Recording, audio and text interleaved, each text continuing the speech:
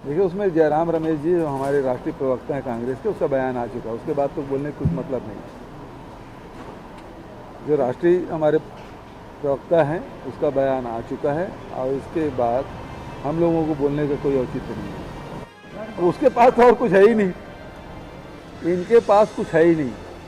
धर्मांतरण, सांप्रदायिकता, दंगा फैलाना। भारतीय जनता युवा मोर्चा की रैली में देखो किस प्रकार से पुलिस वालों से मारपीट कर रहे थे।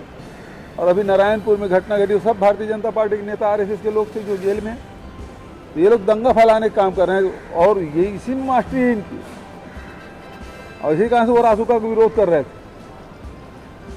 तो आज वो छटपटा रहे हैं कि आखिर छत्तीसगढ़ में हम जो उनके जो पांव उखड़ गए हैं, कैसे यहाँ फिर से पैर पसारे, पांव पसारे, ये उनका ये है। और वो उनको कहीं दिखाई नहीं दे रहा है और इस कारण से कहीं कहीं सब देख रहे हैं किस प्रकार से हो रहा है। ठीक है, कहीं पहले वो बताया कि पार्टी में उनकी स्वीकार्यता कितनी है। हमारा तो पूरा राष्ट्रीय स्तर पर कार्यक्रम चल रहा है, जैसे भारत जोड़ो और उसके बाद फिर हाथ से हाथ जोड़ो। ऐसे बखलाए हुए भारतीय जनता पार्टी को, क्योंकि इसका कोई तोड़ नहीं है। और कोई सवाल हो तो बताएं, जल्दी जाना मुझे। कोई सवाल?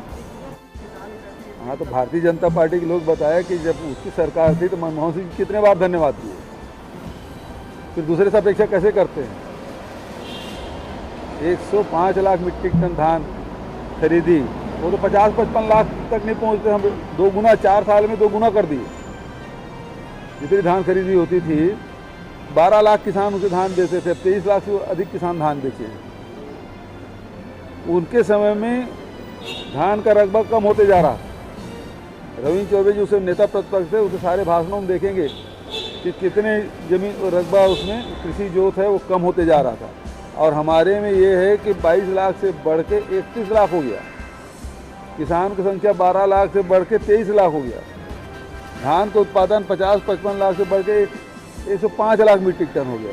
तो कृषि उनके समय में, क्योंकि किसान विरोधी हैं और इस कारण से कृषि के खिलाफ इनका षड्यंत्र था, कृषकों के खिलाफ इनका षड्यंत्र था। इस कारण से कृषि सिमट रहा था, कृषि जोत, और किसान हैं वो परेशान से आत्महत्या कर रहे थे। हमारे शासनकाल में तो उत्पादन भी 2 गुना हो गया, किसानों की संख्या भी लगभग 2 गुना हो गया, कृषि जोत भी 1.5 गुना बढ़ा है।